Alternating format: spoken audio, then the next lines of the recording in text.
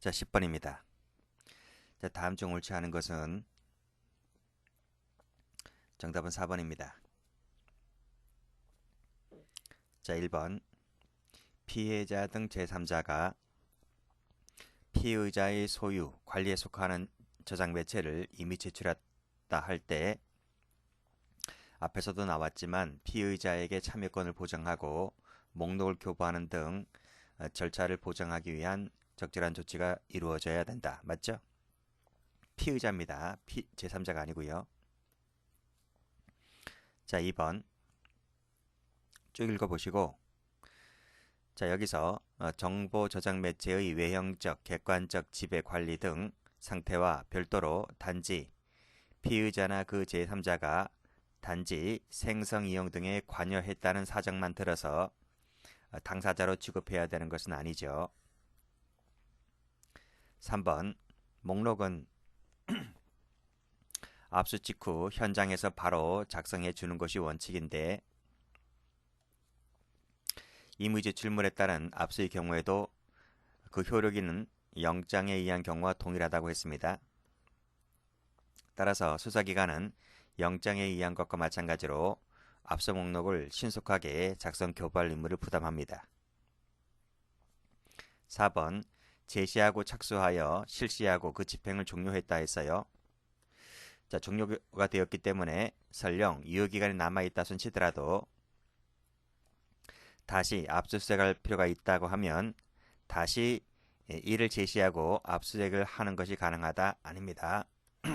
다시 압수수색할 필요가 있다고 하면 별도로 새로이 영장을 발부받아 와야 됩니다. 11번 자, 바르게 된 것은 정답은 2번. 자, 기억입니다. 처분을 받은 자가 여럿일 때에는 모두에게 개별적으로 영장을 제시해야 된다 했죠. 자, 끊고 이 경우 피의자에게는 개별적으로 영장 사본을 교부해야 되는데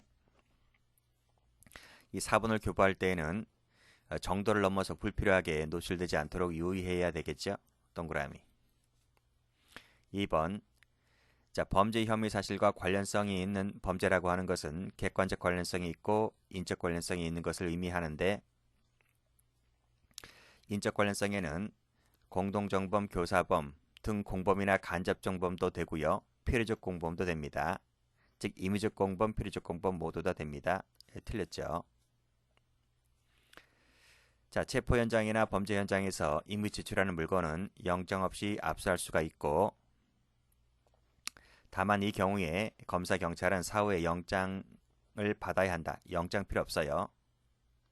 사후 영장 불필요합니다. 자, 1번 참여권을 고지받은 피압수자가 현장에 출입한 상태에서 쭉 읽어보시고 자, 범죄 혐의 사실과 관련성 있는 정보를 선별을 한 다음 압수한 경우에 압수했다 했죠. 여기 한 과거형이죠. 그러면 압수수색 절차는 종료가 된 겁니다. 여기서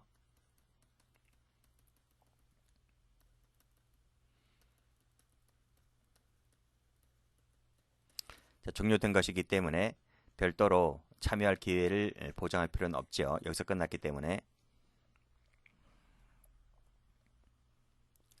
12번 다음 중 옳지 않은 것은 정답은 4번입니다. 자, 1번 사본을 확보한 경우에 공소 제기 전이라도 검사 지휘를 받아서 환부, 과환부해야 된다. 맞죠? 2번 정보 저장 매체의 외형적 객관적 지배 아래 등 상태와 별도로 단지 피의자나 그 밖의 제3자가 과거에 그 저장 매체의 이용이나 생성 이용 등에 관여했다는 사실만 갖고서는 앞에서 풀었죠. 과거에 관여했다는 사실만 갖고서는 당사자로 취급해서는 아니 된다는 것이 판례입니다. 그래서 옳은 지문이고요. 자, 현장이 없거나 발견할 수 없는 등 영장 제시가 현실적으로 불가능한 경우에는 영장을 제시하지 아니한 채 압수수색하더라도 위법은 아닌 거죠. 4번 정보 저장 매체에 해당되는지 여부는 요 민사법상의 권리 귀속에 따라서 판단하는 것이 아닙니다. X. 자, 해설 가보죠. 해설 가보시면 민사법상 권리 귀속에 따라 판단하는 것이 아니라 압수수색 당시 외형적 객관적으로 인식 가능한 요 사실상의 상태를 기준으로 판단한다는 이 부분 잘 봐두시고, 그리고 또 앞에서 문제 많이 풀어봤지만 여기 과거에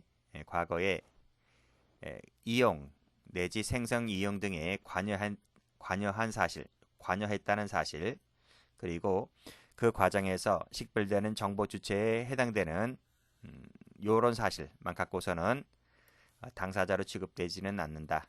요 부분도 무지 잘 나왔죠. 그래서 요 앞부분, 뒷부분 무지 출제가 잘 됩니다. 최근에요. 13번입니다. 적절한 것은 정답은 3번. 1번입니다. 여럿인 경우에는 모두 개별적으로 제시해야 된다 했죠. 자, 압수할 물건의 소유자, 소지자, 보관자, 기타 이에 준하는 자에게 개별적으로, 이게 아니죠. 이자들이 아니고 피의자입니다.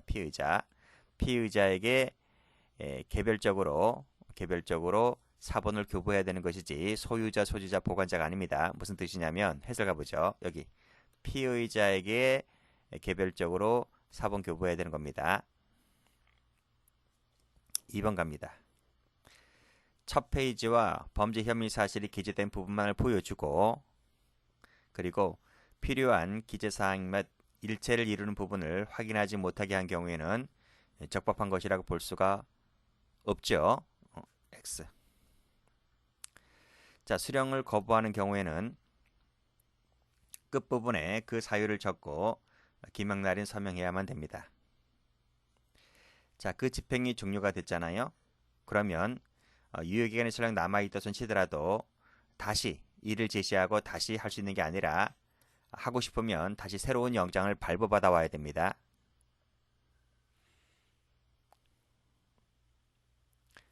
자, 14번. 옳지 않은 것은 정답은 3번. 1번입니다.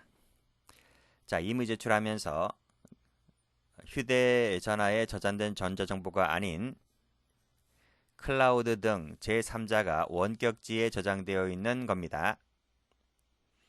자, 여기서 아이디 비밀번호를 임의로 제공하였다면 클라우드 등에 저장된 정보를 임의 제출한 것이라고 볼 수가 있겠죠. 앞에서 여러분 출제됐습니다. 2번. 자, 반출한 후에 유관 정보를 탐색하는 과정에서 다른 별도로 범죄 혐의 관련된 증거를 발견하게 됐습니다. 자, 그랬다면 중단해야 되겠죠. 중단하고서 다시 위 별도로 범죄 혐의에 대한 영장을 발부받아 와야 됩니다. 이 부분에 대해서는 자, 3번.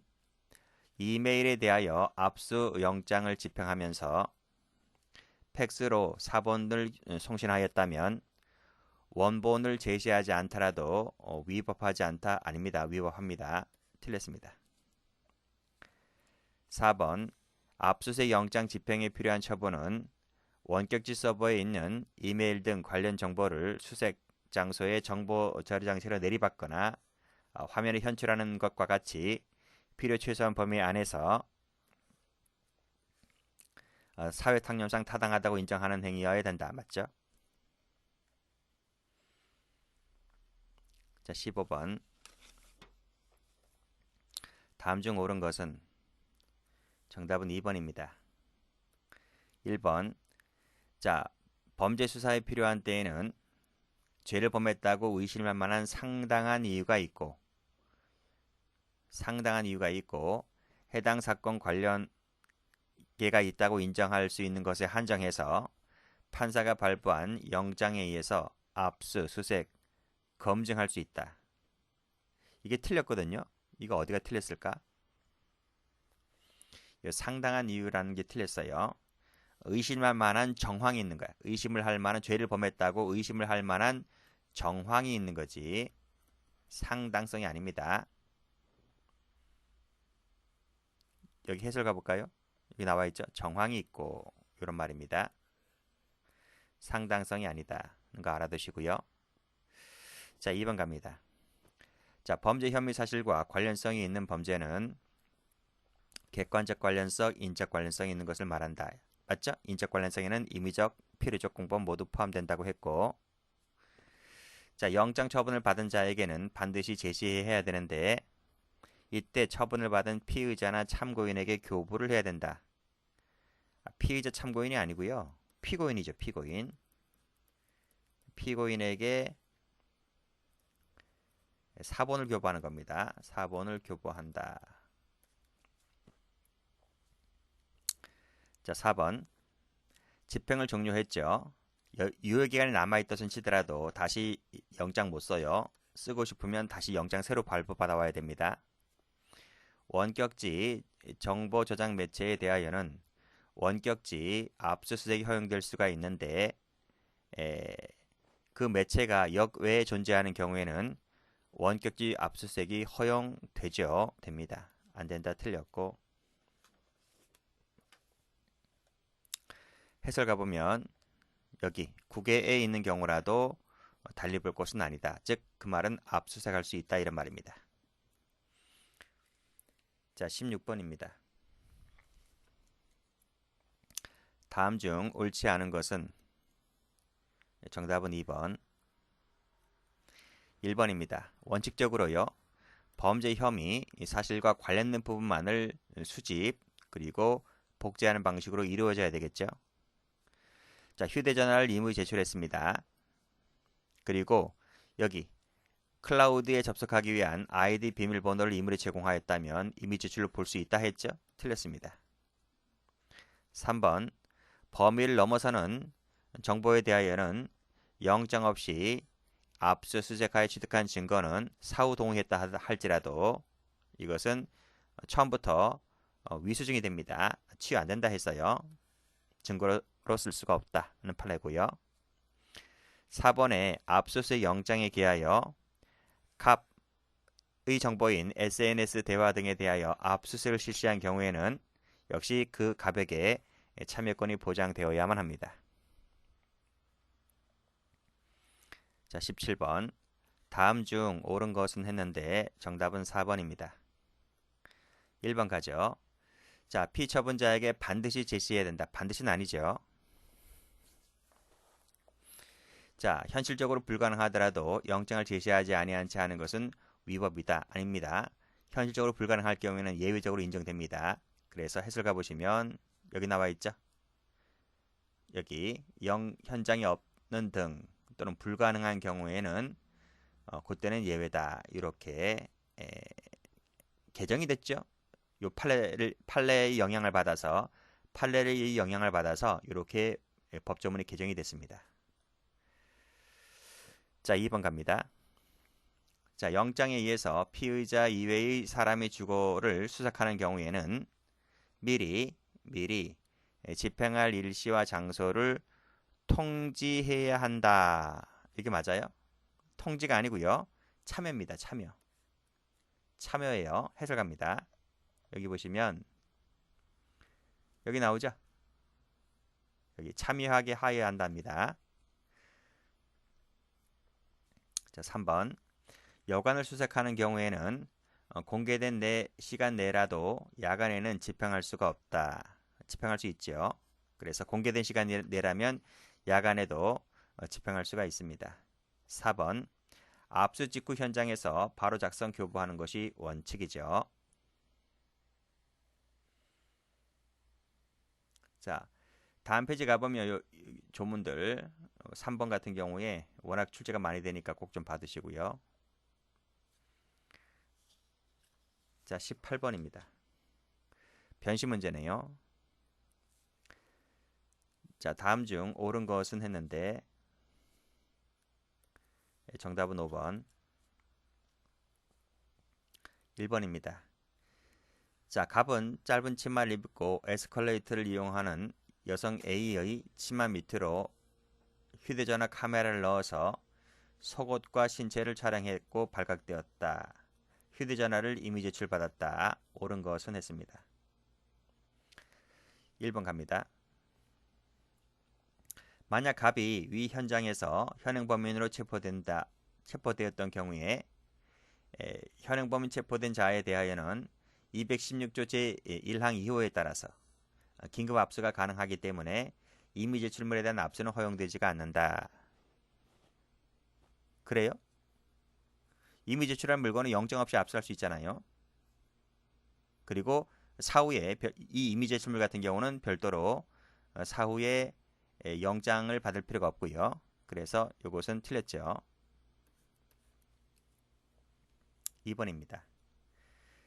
자, 휴대전화를 이미 제출받으면서 무엇을 제출하는지 범위를 명확히 확인하지 않았다면 간접 증거나 정황 증거로 사용될 수 있는 정보는 압수 대상에 포함될 수가 없다. 그러니까 압수 풀었는데 명확하지 않더라도 이것은 범죄 혐의 관련성이 있는 것에 대하여 압수 대상이 될 수 있다 했고 그 경우에는 간접 증거, 정황 증거도 포함될 수 있다라고 했습니다. 틀렸습니다. 자, 3번. 위 촬영물을 A에게 보내주었다면 A가 누굽니까? 여기서 A가 피해자 본인이죠. 올라가 보시면 이 여성이잖아요. 그래서 이 촬영물을 피해자 본인에게 보내주었다면 이것은 그 촬영물을 타인에게 제공한 때에 해당된다. 타인이 아니죠. 피해자 본인이기 때문에 본인에게 제공한 것에 해당되기 때문에 요 관련된 법률 위반죄가 되질 않아요. 본인에게 준 것은 타인에게 주었을 때는 죄가 되지만 그래서 해설 가볼게요. 해설 가보시면 여기 피해자 본인은 포함되지가 않아요. 포함되지 않기 때문에 그 본인에게 준 것은 요 죄가 되지를 않는다는 것이 판례입니다. 자, 4번. 자, 촬영 후에 일정 기간의 경과에서 그 정보가 이제 주기억 장치에 입력되었다면 이건 형법에 나오는 판례인데 입력되는 순간 기수가 되죠. 기수가 된다. 자, 그래서 사용자에 의해서 강제 종료가 되었다 하더라도 이것은 본죄는 기수가 됩니다. 기수. 제가 이제 이 판례의 의미를 잘 몰랐거든요. 몰랐는데 제가 컴퓨터 지금 영상 촬영하고 있는데 요거 관련해서 제가 확실히 이해를 했어요. 제가 이렇게 종료 버튼을 눌러야지 이제 저장이 되는 줄 알고 항상 그랬었는데 우연찮게 종료 버튼을 누르지 않고 이게 어떻게 촬영이 중단됐었습니다. 근데 그 종료 버튼을 누르지 않았음에도 불구하고 그 영상물을 찾아보니 영상물이 존재해 있는 거예요. 제가 그때 이 판례를 이해하게 됐습니다. 완전히. 그래서 주기억장 일정 기간 촬영한 후에 일정 기간이 경과를 해버리잖아요. 근데 요즘 컴퓨터나 핸드폰은 워낙 성능이 좋아서 종료 버튼을 누르지 않더라도 일정 기간이 경과하게 되면 그 영상은 그 저장물에 그 핸드폰이든 컴퓨터든 간에 저장물이 저장되어 있다는 거예요. 그렇기 때문에 그때 바로 기수가 됩니다. 클라우드에 접속하여 불법 촬영된 영상을 증거로 확보하기 위해서는 원격지 서버 저장 전자정보가 포함되어 있어야 되죠. 앞에서 풀었고